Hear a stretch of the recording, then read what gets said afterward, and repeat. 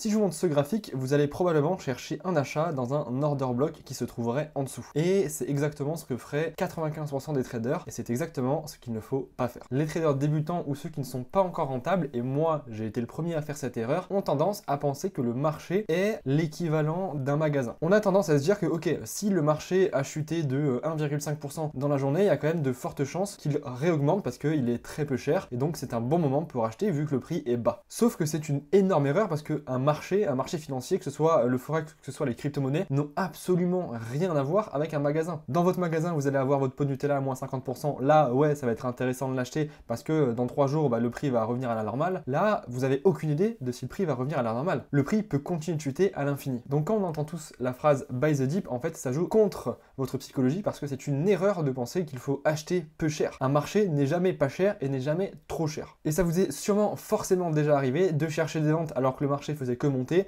ou de chercher des achats alors que le marché faisait que descendre. Typiquement ici, et moi, il y a quelques mois, ça aurait été mon erreur, j'aurais cherché des achats ce jeudi. Pourtant, si je vous montre mon Telegram, vous voyez bien que le 6 octobre, c'est écrit là-haut, j'étais bien en sell sur GU et au final, j'étais payé avec 3 trades alors que la majorité des gens étaient en achat et c'était exactement ici également le 6. Dans cette vidéo, je vais vous expliquer pourquoi j'ai pris ces trades et pourquoi la majorité des gens ont fait l'erreur de trader à l'envers. Premièrement, il faut savoir que si le marché avait fait quelque chose comme ça, j'aurais peut-être cherché un achat. Pourquoi? Parce que ici, vous avez deux equal high qui sont assez importants, parce qu'on là on est en M15, qui sont assez importants à aller prendre, donc j'aurais peut-être cherché de l'achat parce que pour moi il fallait qu'on remonte. Dans cette situation là c'est bien différent parce que comme vous voyez les deux equal high ont déjà été pris. Okay, vous voyez, boum boum, plus de raison de monter plus haut déjà en high time frame. Pour moi il n'y a absolument aucune raison de chercher un achat. En plus, il faut savoir que le marché en général est en train de chuter en ce moment. Pourquoi vous allez chercher un achat? Ça n'a juste absolument aucun sens et vous allez mettre les probabilités contre vous. Une fois que j'ai vu ça en high time frame, j'ai été chercher une cible, j'ai été chercher un objectif. Donc au lieu de faire comme tous les smart money, à dire ok bah là on est bien bearish, donc je vais mettre des order blocks comme ça et je vais essayer de rentrer en achat dessus, eh bien je me suis dit ok ça y est, on a pris les equal high en M15, on a une énorme réaction, ça nous fait un breaker ici, regardez, on casse ici et ensuite on revient là dans l'order block, vous voyez on vient taper. Donc pour moi ça y est, c'était fini, on allait chuter. Moi là je suis déjà en sell alors que 95% des gens sont encore en train d'acheter, donc ils sont à l'envers. Ici on a l'accumulation, ici on a la manipulation et ici on a la distribution. Ensuite une fois que j'ai analysé mon marché comme ça, qu'est-ce que je vais faire? Je vais aller chercher un objectif. Je vais me dire ok le marché va chuter mais il ne va pas chuter à l'infini. Pour moi l'endroit le plus intéressant c'était ici, c'était cette imbalance là, vous voyez ce gros bump qu'on n'est jamais revenu chercher. Ici on est revenu, ici on est revenu, ici on est revenu, mais ici on n'est jamais revenu. Donc pour moi c'était ici qui était important. Alors peut-être pas forcément solo, mais j'aurais sorti mes trades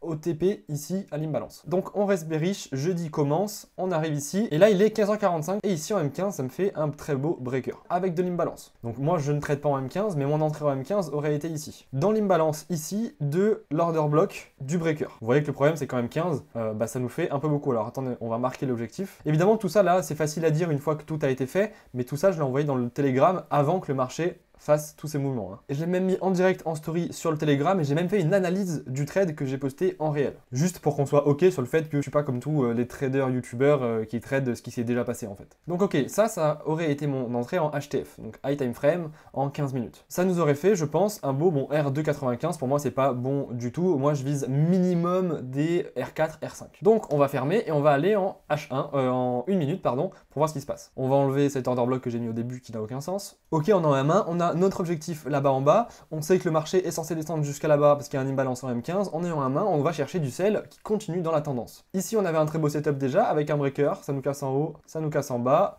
ça revient dans l'order block, ici on avait un magnifique trade. Ok, moi c'est pas celui-là que j'ai pris. Donc on arrive aux alentours de 16h20 et c'est ici que je suis rentré. Pour moi ici on avait déjà un breaker block qui a fonctionné. Ici ça nous fait un autre petit breaker block beaucoup plus petit mais dans lequel on va réagir. Vous voyez, ici on a une petite accumulation, on casse en haut, on casse en bas, on prend la liquidité, on revient. Je suis rentré ici dans l'imbalance. Je vais vous marquer l'order block quand même. Paf, order block, imbalance, on rentre en short. Tout ça a été posté sur le Telegram en temps réel. Ok, ça c'est ma première entrée. Objectif, l'imbalance. L'imbalance M15 pardon. Donc que nous fait le marché? Il revient, il revient, il revient. Là il monte, je crois qu'il va monter. Voilà, là il monte et là j'ai serré les fesses. Serré les fesses, mais qu'est-ce qu'il y a? On est toujours dans l'order block, on est bon et là il va nous faire un imbalance. Paf, je re-rentre ici, je scale ma position. Alors normalement je scale pas aussi rapidement. Bon là je l'ai scalé assez rapidement. Encore une fois vous pourrez aller voir sur le Telegram que j'ai bien scalé cette position. Je suis pas en train de vous dire que non, enfin je suis pas en train de le faire après. Non, je l'ai bien pris en réel cette position. Pareil, objectif là-bas en bas. Je vais vous expliquer juste après pourquoi j'ai scalé cette position. C'est une question psychologique premièrement. Et ensuite on descend. boum, on se fait activer, ça descend là, ça réagit très bien. Encore une fois, qu'est-ce qu'on a? Un breaker block. Accumulation ici, on casse en haut, on casse en bas, on est dans la tendance, je mets mon sell ici. Alors ça pour le coup, j'ai été déclenché sur un compte mais pas sur deux parce que j'ai un compte à cause du spread, ça n'a pas été déclenché. Mais encore une fois, je vous l'ai dit dans le Telegram et en story. Alors là, ça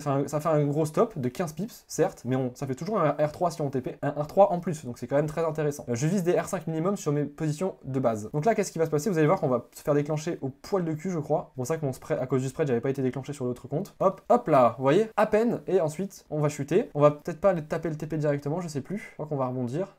J'avais fermé un peu avant, malheureusement, voilà. Alors je vais vous dire la vérité, évidemment, je l'ai pas gardé tout ça. Moi, je l'ai clôturé ici, malheureusement, je m'en suis un peu voulu après. Mais bon, voilà, j'aurais pu faire beaucoup plus, mais c'est pas grave. Ce qui est intéressant à comprendre, c'est que au lieu de trader comme tout le monde qui essaye d'acheter parce qu'on est très très bas, dites-vous que le marché n'est pas un magasin, que c'est pas un pot de Nutella. S'il est en train de chuter, cherchez à vendre, ne cherchez pas à acheter. Mettez-vous dans le sens du marché. Ensuite, le deuxième conseil des trois que je vais vous donner dans cette vidéo, c'est pourquoi j'ai scalé ces positions. Vous allez me dire, ouais, mais c'est super risqué, moi j'arrive pas à scaler, psychologiquement c'est trop dur. En fait, pourquoi c'est trop dur psychologiquement? Parce que 99% des traders, quand ils vont être en train de perdre, ils vont avoir de l'espoir. Ils vont avoir l'espoir que leur position revienne à zéro ou en bénéfice. Et ensuite, quand ils vont être bons, c'est-à-dire quand le marché va être d'accord avec eux et qu'il va les mettre en bénéfice, ils vont avoir peur de perdre les profits qu'ils ont fait et donc ils vont vouloir clôturer plus tôt. Autrement dit, un trader lambda et généralement qui perd de l'argent sur les marchés va avoir peur quand le marché est avec lui et va avoir de l'espoir quand le marché est contre lui. Or, ce qu'il faut faire, c'est exactement l'inverse. Il faut avoir de l'espoir quand le marché est avec vous et avoir peur et donc couper vos trades plus rapidement quand vous êtes en perte. Le fait de scaler les positions comme ça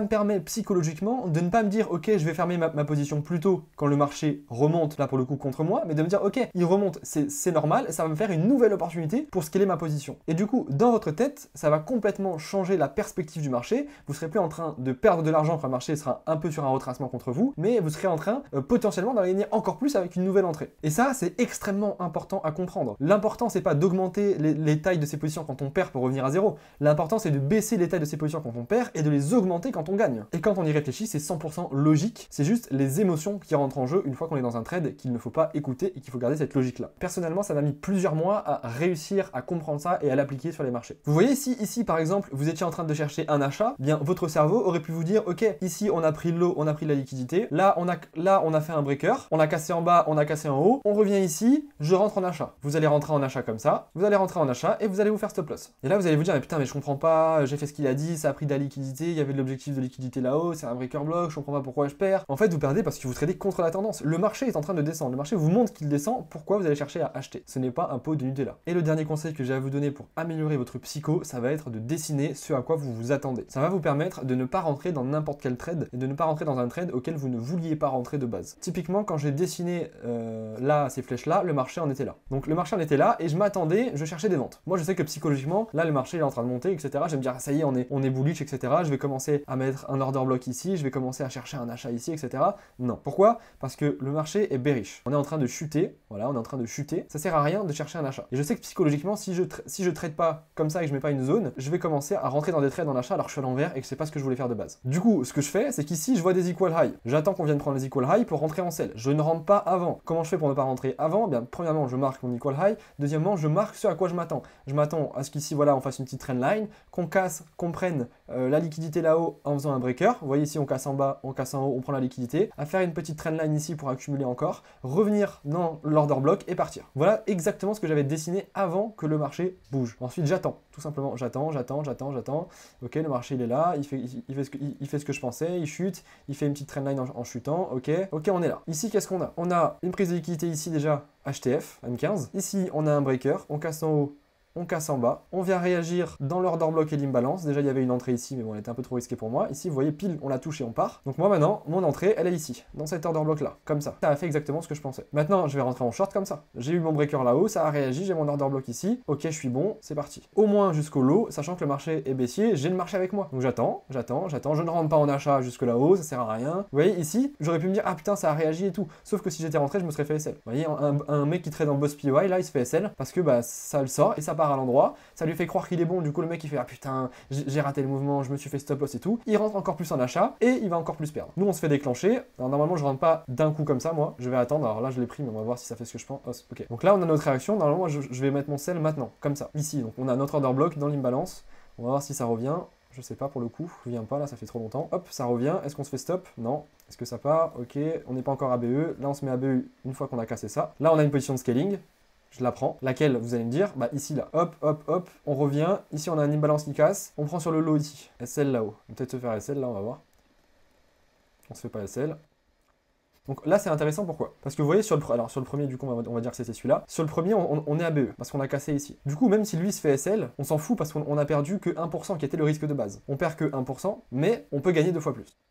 Bon, on se fait pas sortir et le marché chute. Ici, qu'est-ce qu'on a? Ici, on a un breaker. On vient accumulation, on casse en bas, on vient dedans. On aurait pu rentrer en sell ici. On peut rentrer même en sell maintenant, sur l'order block. Je suis pas sûr que ça revienne, mais bon, pourquoi pas, on le met ici. Ah, il nous déclenche pas le bâtard, et il part. Après, on avait le NFP plus tard, par contre. Ah, si. Ah, bah voilà. Vous voyez, le NFP qui vient nous déclencher pile sur l'order block et qui chute. Et finalement, vous voyez, bon, nos trades, il donne que lui, il s'est pas fait BE. Voilà, il s'est pas fait BE. Donc bon, on va pas le descendre jusqu'en bas, on va dire, voilà, on va dire qu'on a pris nos TP sur le lot. Donc ça fait 5R, 4,7R et 6R. Quand même très puissant. Donc là, on a appliqué les 3 concepts de la vidéo. Premièrement, on est en chute, certes, mais on continue de vendre. On va pas chercher un achat parce qu'on est très bas. C'est pas un pot de Nutella. Deuxièmement, on a tracé ce à quoi on s'attendait. Et ensuite, on a fait ce qu'il fallait psychologiquement, on a scalé nos positions qui étaient gagnantes, le marché nous montre qu'il est avec nous, donc on continue, on scale nos positions. Et extrêmement important, si tu en as marre d'être en retard et de voir les analyses après sur un graphique qui est déjà arrivé, comme tu vois de partout sur internet, et bien rejoins-nous sur le Telegram qui est en description ou directement sur le Instagram où je poste tout en story et en plus je poste des mini-cours directement sur l'Instagram.